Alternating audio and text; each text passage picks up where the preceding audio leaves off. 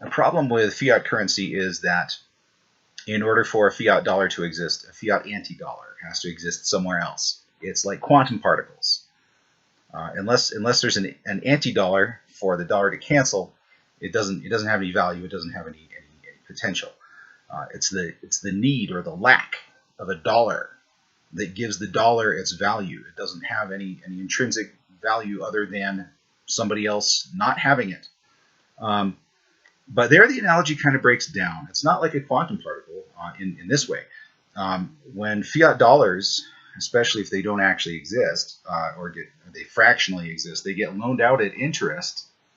They have to be paid back with fiat dollars that actually do not exist. The interest doesn't come from anywhere, okay? Unless somebody's printing more money, you can't really increase the money supply.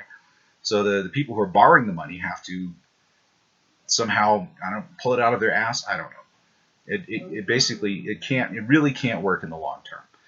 So the false dichotomy is people say, well, we need fiat currency because we can't go back to the gold standard because the gold standard had all these problems. Yeah, I know the gold standard has problems. The demand for gold is extremely elastic. That's the most obvious problem to me.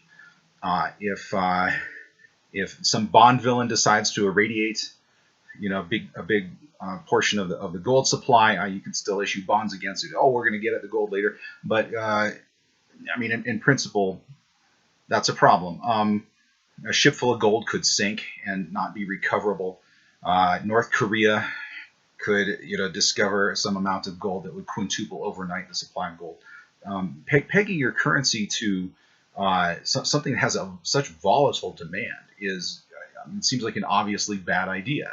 Bad to the point where fiat currency looks good by comparison. I'm not surprised that every time somebody complains about fiat currency, they try to, go back to the gold standard. Of course you don't. So what are there other options? I know there's a bunch of weird options. The one that it's going to sound weird to you, but the more you think about it, is going to sound less weird is this: distilled water. Not tap water, not rainwater, not pure grain alcohol. Nothing to maintain your purity of essence. Just distilled water. Distilled water has an extremely inelastic demand. The price or demand for distilled water, it doesn't change much. Even in disasters, distilled water doesn't track the way that other water does, and you can check this if you want.